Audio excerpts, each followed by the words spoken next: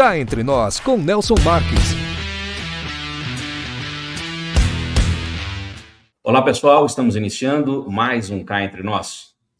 E hoje o Cá Entre Nós recebe uma convidada que une ciência, sensibilidade e propósito em sua trajetória. Vanessa Rodrigues é psicoterapeuta, escritora e palestrante, formada em comunicação social e psicologia, com uma atuação sólida na área de comportamento humano e educação socioemocional. Foi professora convidada na disciplina Felicidade na Universidade Estadual de Campinas, onde suas aulas despertaram tanto interesse que geraram uma lista de espera com mais de 500 alunos. Vanessa também desenvolve um trabalho relevante com crianças e adolescentes, promovendo competências socioemocionais e educação em valores. É referência nacional na prevenção ao bullying e na criação de protocolos para situações de crise no ambiente escolar. Autora da coleção De Dentro para Fora e do livro Protocolo de Ações Escolares.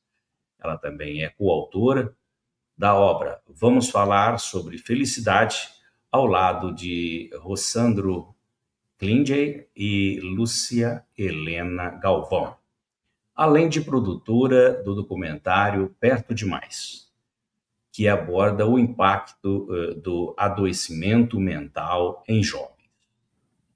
Vanessa Rodrigues, seja muito bem-vinda ao Cá Entre Nós. Muito obrigada, Nelson. Prazer é todo meu estar aqui com você nessa manhã e podermos refletirmos sobre diversos assuntos. A honra é minha. Muito obrigado, Vanessa. Nós estávamos ansiosos para tê-la aqui no nosso programa para falar um pouquinho sobre felicidade, né? Que hoje em dia as pessoas estão muito, como se diz, preocupadas e esquecem que nós somos felizes. Acho que só depende de nós acionarmos ou despertarmos essa felicidade que existe para a gente colocar para fora. E para começarmos aqui o nosso bate-papo, vamos começar pelo essencial. O que exatamente é a chamada ciência da felicidade? Estamos falando de algo mensurável? Sem dúvida. Felicidade é um tema muito subjetivo, né? Se eu perguntar para você o que é felicidade, você vai me dar uma resposta. Para mim, felicidade pode ser outra resposta, né? Estamos falando que tem pessoas que vai encontrar a sua felicidade no trabalho. Tem gente que vai achar que felicidade é encontrar um companheiro para dividir a vida. Há aqueles que lutam, né, para que acumule-se uma quantidade de dinheiro suficiente e ela entenda que aquilo é felicidade. Então, quando a ciência ela entra nesse cenário, né, que ele é multiverso, a gente está falando de fatos e dados. Isso é importante a gente saber. Então, sai dessa coisa solta e a gente começa a entender o que realmente coloca o sorriso no nosso rosto. Significa que isso é multiplicado, é reproduzido, pode ser aplicado na sua vida, na minha, ou na de qualquer pessoa que nos assiste. Então, a gente está falando que ciência da felicidade são estudos, né? Que começou lá com um psicólogo chamado Martin Seligman, né? Quando ele olha para o cenário da psicologia nesse momento e vê que a psicologia ela estava muito focada em trabalhar questões sobre doenças, né, transtornos, que é algo muitíssimo importante. Mas não só isso. O que a psicologia poderia trazer de informação, de conteúdo, né, relevância para as pessoas sobre o que coloca o nosso sorriso no rosto. E os cientistas passaram a se debruçar sobre isso, né? E a gente encontra ali ferramentas que podem ser usadas por qualquer cultura, etnia, pessoa, em qualquer lugar desse planeta. Perfeito. Vanessa, a felicidade é algo que se aprende, se constrói, ou ainda existe uma parcela significativa que depende de genética de cada indivíduo, como a senhora comentou, parece? Ótima pergunta. Cientistas, eles mapearam a felicidade. Vamos imaginar uma pizza, né? Uhum. Metade dessa pizza a gente herda da nossa genética, sim. Nós herdamos esse bom humor, né? Essa vida leve. A outra metade, veja, isso é muitíssimo importante. 10% dessa outra fatia, ela está ligado às circunstâncias. E normalmente, Sérgio, Nelson, as circunstâncias é uma coisa que nós damos muita importância e ela não incide muito na nossa felicidade. O que são as circunstâncias? O carro que você tem, o título que você ostenta, a roupa que você usa, entendeu? Tudo aquilo que a gente dá tanta importância, ela tem uma incidência minúscula na nossa felicidade. As outras 40% dessa pizza, para fechar outra parte, está diretamente relacionado com as nossas escolhas. Veja só, né? E as nossas pequenas escolhas diárias. Então, você sai da sua casa, Nelson, e seu dia está lotado. Mas, no meio do caminho, você encontra uma pessoa nervosa que fecha o seu carro e provavelmente pode ter arranhado ou quebrado o seu espelhinho ali do lado. Então, é uma decisão a gente ir para o embate, sabe? Ou você fala, meu Deus, né? Essa pessoa, hoje ela acordou, né? E são essas pequenas decisões todos os dias que vão se acumulando e faz com que o nosso dia, a nossa semana, o nosso mês, o nosso ano e a nossa percepção de mundo seja feliz. Então, as escolhas que nós tomamos todos os dias têm uma incidência significativa na nossa felicidade. Interessante. E há que se ter um autocontrole fantástico, né? E lutando com tudo isso, botar isso na cabeça e fazer, mas, poxa vida, ele quebrou meu retrovisor, poderia ter aborroado meu carro inteiro, e vamos pensar o mal menor, que ainda está bom, é uma maneira de a gente expor um pouco da felicidade. Vanessa, muito se fala sobre dinheiro e felicidade. Na prática, o que a ciência realmente diz sobre essa relação? Existe aí um limite onde o dinheiro deixa de impactar o bem-estar? Essa eu acho que é uma das perguntas que todo mundo quer saber, né, gente? É verdade. Dinheiro não traz felicidade? Será que não traz mesmo? Como Será? dizem, Será que ele, não? ele Aumenta a compra, conta. né? Então, o que a gente sabe que é legal a gente saber e refletir muito sobre isso? É impossível, né? A palavra vem bem nesse tom mesmo. Você ser feliz se lhe falta comida, se lhe falta um teto, se lhe falta o básico, sabe? Se você não tem o que a gente chama de segurança alimentar, Nelson, não tem condição da gente, né? Seu filho pode estar precisando ali de um remédio, você não tem condição. Então, a falta de dinheiro, ela é uma das maiores ansiedades e aflições humanas, né?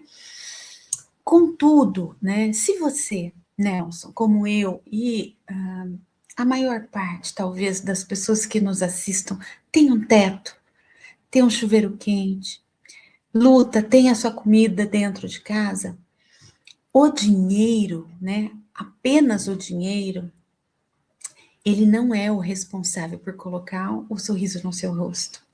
Porque a gente entra em algo que a ciência mapeou e estudou sobre a felicidade hedônica.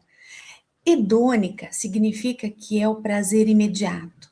Então, se eu falar para você assim, Nelson, qual foi a última blusa que você comprou? Provavelmente você não se lembra, né? Você estava lá, comprou, se sentiu bem, foi no seu jantar, mas se eu lhe disser qual foi a última viagem que você gostou de ir, provavelmente você vai lembrar, porque é uma experiência que envolve pessoas. Então, o que a gente está dizendo? O dinheiro, a ciência, ela fez muitos testes, né? Mensuráveis, que foram refeitos por outras universidades com credenciais sólidas, como a Universidade de Harvard, por exemplo, né?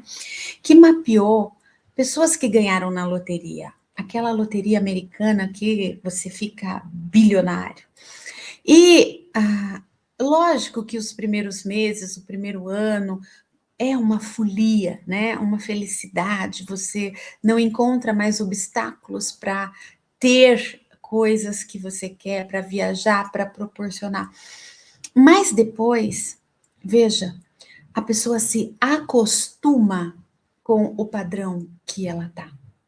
E os seus problemas, Nelson, passam a ser exatamente aqueles que ela tinha quando ela não tinha dinheiro. Por exemplo, o amor de um homem que não me quer, entende? Isso é difícil eu comprar. Ou a perda significativa de uma amizade que se rompeu. Então, o que a ciência mapeia sobre isso é que a felicidade, ela não está diretamente ligada ao dinheiro. O dinheiro, ele melhora, a gente tem picos, né, de felicidade, mas ele não é o que sustenta a nossa felicidade. Não é o principal direcionador da nossa felicidade. Não é o dinheiro. E essa é uma discussão importante, porque a gente tem estudos feitos com milionários e foram perguntados para esses milionários, né, o que os tornaria mais felizes. Todos já eram milionários, né? Então a gente parte do princípio que estava todo mundo com a vida ganha. E por incrível que pareça, a resposta foi empobrecida. A resposta foi: eu só me tornaria mais feliz se minha fortuna aumentasse 1000%. Se minha fortuna... Então, a gente fica numa comparação eterna, né? Então, eu sou milionária, você também, mas você tem o iate, eu não tenho. Então, eu quero também ter o iate. Mas você tem o iate, mas você, além do iate, você tem também um avião, um jumbo particular, e eu não tenho.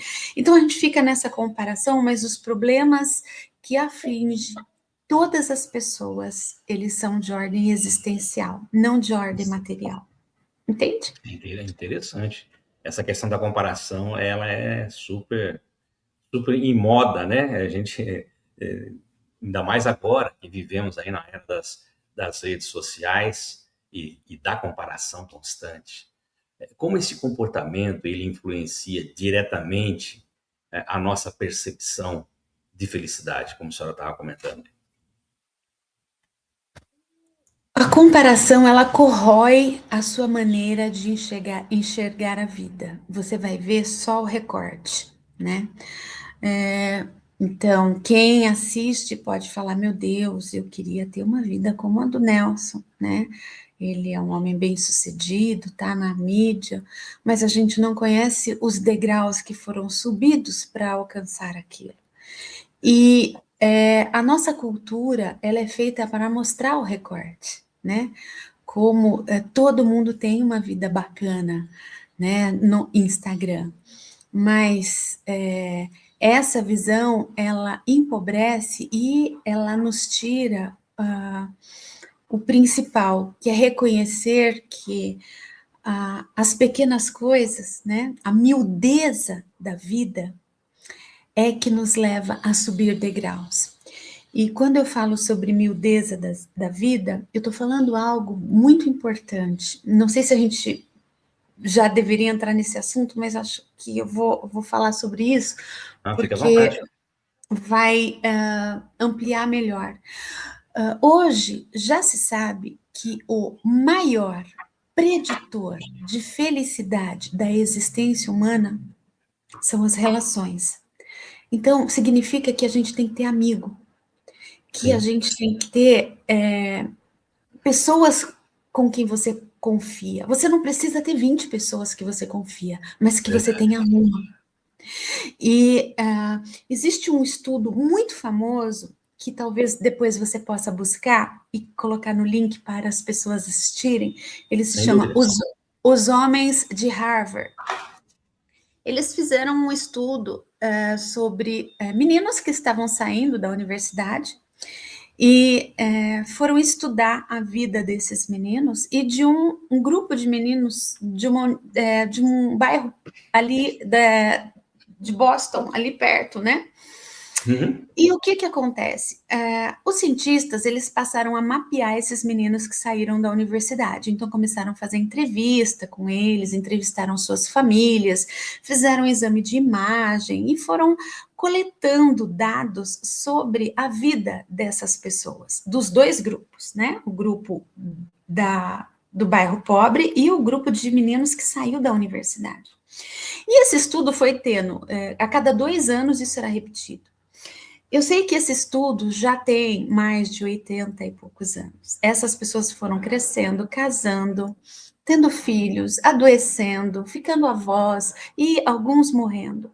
E nessas entrevistas, o que chama a atenção, Nelson, é que o que foi dito por essas pessoas, né? O que valeu a pena? Pessoas.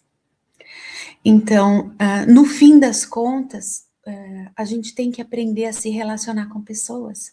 E quando a gente se compara, algo ruim acontece com a gente entra num modo de competição e não de colaboração, né? De repente, eu sou uma estudante de jornalismo, estou aqui e você estende a mão para mim e me puxa para trabalhar aqui com você e eu aprendo. Mas se eu olho com um olhar de competição, isso nunca vai acontecer, né? Porque o estudante passa a ser uma ameaça para você que é mais velho. Então, essa consciência de que você, Nelson, tudo que existe de mais dolorido da sua vida envolveu pessoas. Sim, é verdade. Mas tudo que existe de mais extraordinário que já aconteceu na sua vida também aconteceu com pessoas, né?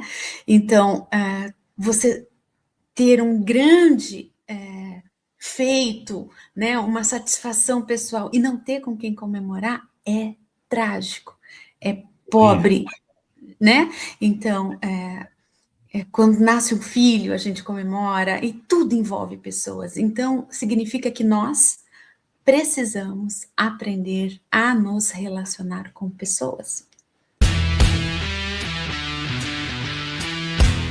Em Marília, hospede-se no Estoril Hotel, no centro de tudo, com o conforto que você merece. Ótimas opções de apartamentos para você desfrutar de dias tranquilos, seja para lazer ou para fazer negócios. A maior estrutura de eventos corporativos da região, academia, pet friendly, estacionamento privativo e coberto e um delicioso café da manhã. Em Marília, reserve o melhor para você. Estoril Hotel.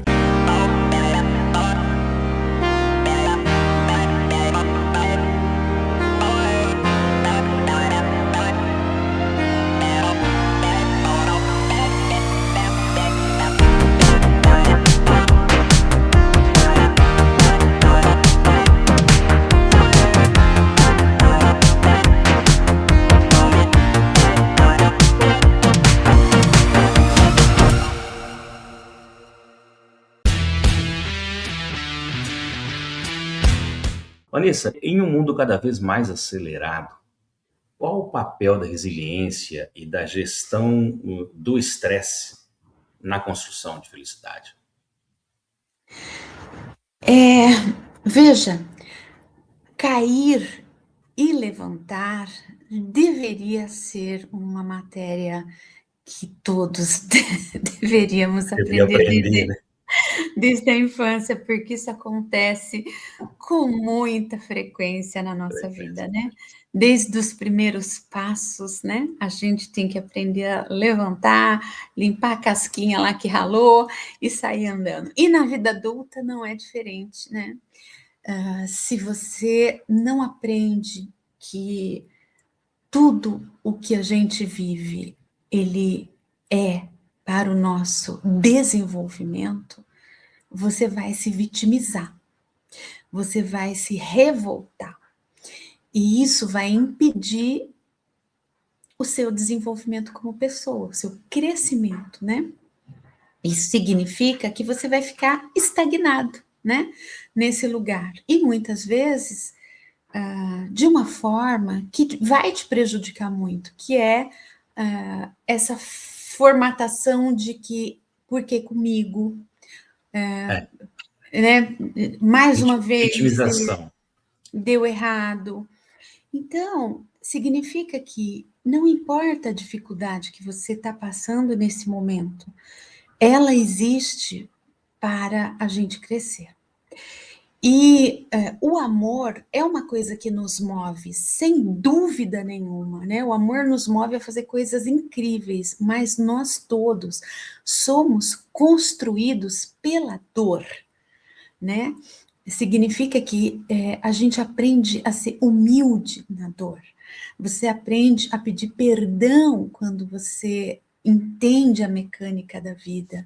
Você aprende que para que você consiga passar a segunda marcha, o seu retrovisor nunca pode estar totalmente embaçado, né? O que passou, ele foi realmente um aprendizado para você tomar um outro caminho e fazer novas escolhas, né? E ter um resultado diferente daquele que não foi bom. Então, essa é uma lição importantíssima para todos nós, né? Um aprendizado constante, né, Vanessa? Tem que se fazer. É para isso, né, que a gente está aqui, senão perde o sentido, né? Verdade. Bom, você trabalha muito com crianças e adolescentes, como nós comentamos aí na sua apresentação. A felicidade pode ou deve ser ensinada desde cedo? Como isso impacta na vida adulta? Sem dúvida nenhuma. Veja, desde pequeno é que a gente tem que ensinar o valor, né? E quando a gente fala, com crianças e adolescentes, a gente precisa ensinar o valor das coisas certas, né? E as coisas certas não são coisas, são pessoas, né? Não são materiais. Exato. Nunca é o externo que vai te deixar feliz, é sempre o interno. Verdade. Então, o externo, ele vai melhorar, né? Ele vai ser o adorno, vai ser a sua roupa, vai ser aquela bijuteria que chama a sua atenção. Mas é o interno que sustenta tudo isso. E se desde pequeno a gente ensinar para os nossos filhos, para os nossos alunos, né, para as pessoas jovens que nós temos a oportunidade de influenciar, que princípios, valores, né, virtudes humanas, isso não prescreve, isso não caduca, isso é uma bússola para a sua vida inteira. É muito importante, porque a gente vive uma época muito diluída, muito rápida, a informação, a velocidade, a quantidade de coisas que entra na mente desses meninos. Contudo, existe uma base que continua a mesma, que é a base dos valores. E se você não tem, por exemplo, pai, não tem mãe, precisa tomar uma decisão muito importante na sua vida, o que vai te guiar são os valores. Essa é a bússola que vai nortear, né, as suas decisões. Então, é fundamental que a gente tenha isso como didática todos os dias para os nossos jovens. E é bem aguçado. Vanessa, o bullying e os conflitos emocionais nas escolas têm crescido. Como essas experiências podem afetar a capacidade futura de ser feliz? Muito. O bullying, ele mata a esperança de uma criança, né? Ele faz com que ela tenha reações bioquímicas no seu cérebro que vão mudar a sua maneira de pensar sobre ele mesmo e sobre as pessoas. Crianças que sofrem bullying têm dificuldade de confiar em pessoas. Ou seja, ela pode estar sofrendo algo muito grave e ela deixa de contar. Isso é grave. E se nós adultos vamos escutar uma criança que por acaso quebra essa barreira e conta para você, Nelson, eles estão rindo do meu cabelo, e você fala, isso é bobagem, além da perda da confiança, essa criança perde a referência de segurança. Eu não tenho para quem correr. Então, significa que ela está sozinha. Na infância e na adolescência, acontece um tipo de pensamento que eles entendem que tudo que acontece com eles não é temporário, é para sempre. Para sempre, Então, se ele não tem amigo, ele acha que ele nunca vai ter amigo. Se ele gosta de alguém, ele ama demais, é tudo estratosférico, né? Se acontece algo ruim, é ruim demais. Isso pode gerar uma ideia suicida, em que ele fala que não tem jeito para o problema dele e ele entende que ele precisa terminar com a sua vida. Então, o bullying, ele realmente mata a esperança daquelas pessoas que não têm com quem buscar ajuda. Entende o que eu estou dizendo? Sim, sem dúvida. O apoio é super importante, né? Você tem que compartilhar e conviver junto. Assim, e validar o que essas pessoas estão sentindo. Então, se alguém riu da sua pele ou do seu cabelo, o que a gente tem que dizer como adulto? Isso é horrível. Eu imagino como é que você está se sentindo, né? Ninguém gosta de ser ridicularizado pela pele ou pela. Não é engraçado isso. Eu vou na escola, vou conversar com alguém, mas não dizer para a criança que isso é bobagem, porque não é bobagem, porque sim, dói. não é bobagem, né? claro. Dói. A gente, quando é rejeitado, a gente sente dor. O adulto, quando é rejeitado, às vezes ele também, né, vai procurar terapia. E por que para a criança a gente fala assim que não é nada? Não, a gente tem que falar para ela assim, eu sei Tem que que dar a dói. devida importância, né, para aquilo que está acontecendo. Exatamente. Ensiná-lo a buscar ajuda, mas validar o que ele sente. Perfeito. Vanessa, no seu trabalho com protocolos de crise e saúde emocional, o que mais tem chamado sua atenção sobre o estado emocional das novas gerações? Olha, isso é uma coisa que me toca realmente particularmente, porque eu acho que a gente vive num país muito desigual e a única maneira da gente ter um pouco de equidade é pela educação. A educação transforma a vida das pessoas, né? Transforma as pessoas, a visão de mundo. E a nossa educação, ela é muito sucateada, né? Quando a gente fala de saúde mental na educação, é duplamente dramático. Por quê? Hoje, se eu falar assim, o Nelson está no banheiro lá chorando, ele está se cortando, o que acontece? Existe um improviso dentro das escolas. As pessoas falam assim, vamos chamar a tia fulana lá, que ela tem jeito com criança. Esse tipo de coisa não dá para ter jeito, não dá para ser um quebra-galho, um improviso. Você não sabe o que essa criança está passando. Então, a gente precisa levar para professores, levar, né, para gestores escolares um protocolo. O que a gente pode fazer realmente que reduz dano daquela criança, encaminhar ela para um atendimento que seja adequado. E hoje eu vejo muito pouco isso acontecer. As crianças, elas chegam, sim, ansiosas, muito pelo excesso de telas, essa vida conectada, e outras variáveis, né? Famílias violentas, né? Crianças que são expostas ao mais absoluto abandono. E qual é o abandono mais recente? Isso aqui, ó. Quando seu pai dá um celular e não liga para aquilo que você está fazendo, isso é um abandono moderno, né? É a maior das negligências que uma família pode fazer com uma criança. E então, a orientação é a gente olhar para essa causa com uma lupa, né? E poder implementar protocolos realmente que vão ajudar nessa dinâmica entre família, escola e sociedade. Não existe, Nelson, nenhum remédio de psiquiatria, de psicopatologia, ou nenhum estudo potente da Universidade de Harvard que vai substituir a falta de intimidade dentro de casa.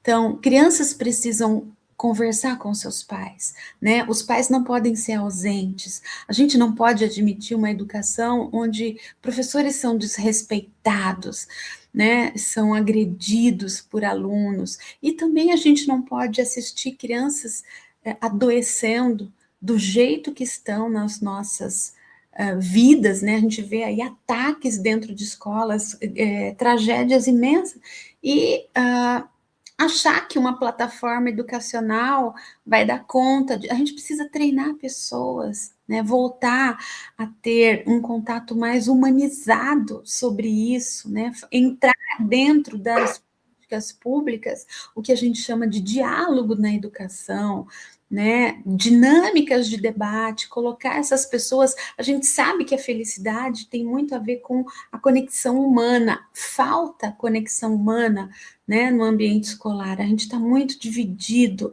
né? As plataformas educacionais, elas diminuíram também o contato entre aluno e professor, né? O professor... Eu acho que isso também, não sei se estou certo, mas é uma percepção que eu tenho, e essa relação tem que começar primeiro em casa, né? Porque geralmente as crianças têm nos pais o espelho.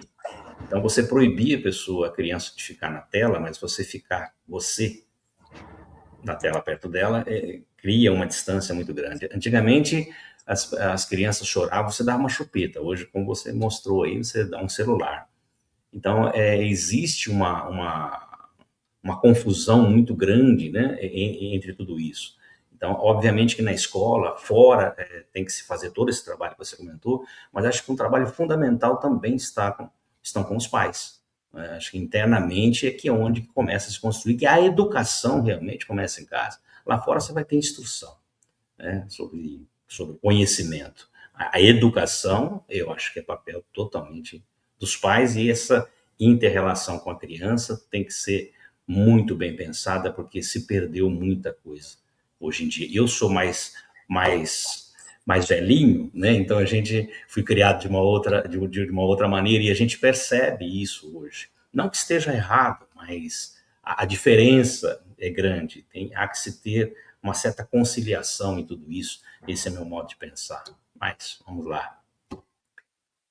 Para quem está nos assistindo agora, quais são os primeiros passos práticos baseados na ciência para começar a construir uma vida mais feliz hoje? Bom, primeiro se observar, né? Observar quais são os seus principais desejos, né? Se a sua vida está direcionada para ter ou para ser, né? Todo mundo quer ter, mas antes de ter, a gente precisa ser. Então, ser, né? Ser mais paciente, nos aproximar desses valores humanos, né?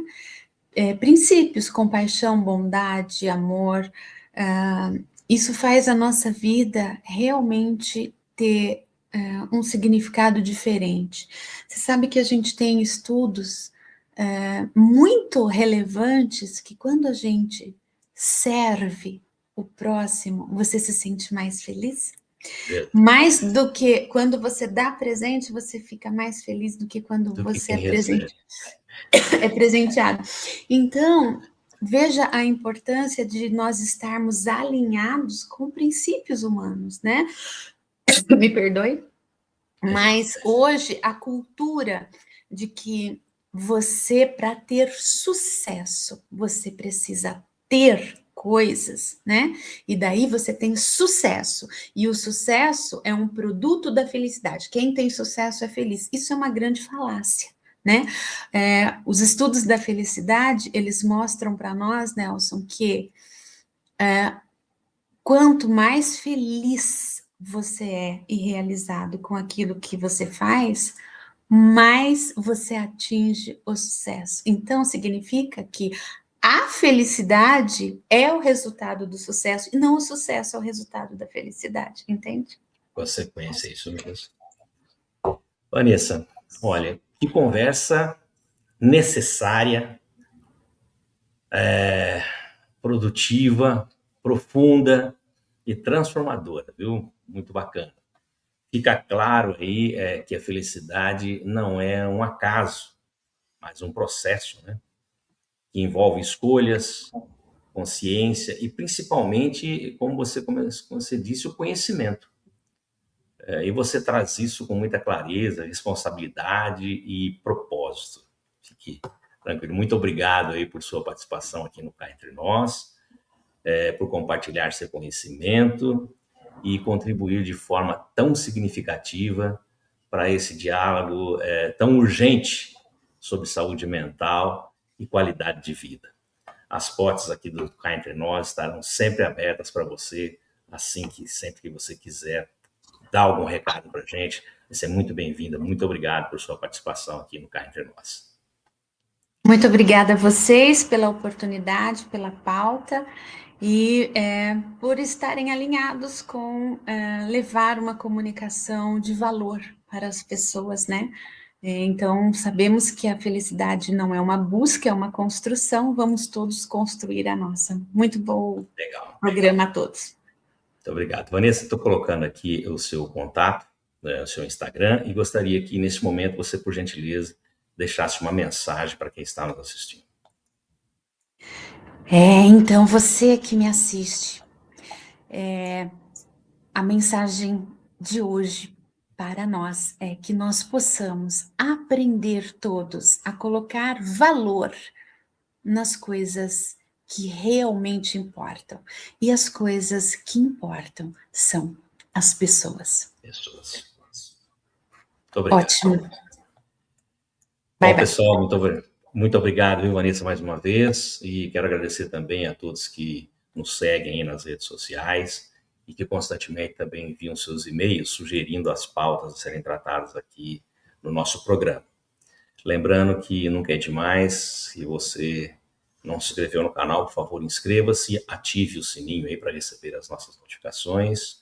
Aproveita que você está navegando no nosso canal, deixa aquele like para a entrevista da doutora Vanessa e divulgue os nossos vídeos em suas redes sociais e também nos seus grupos de WhatsApp.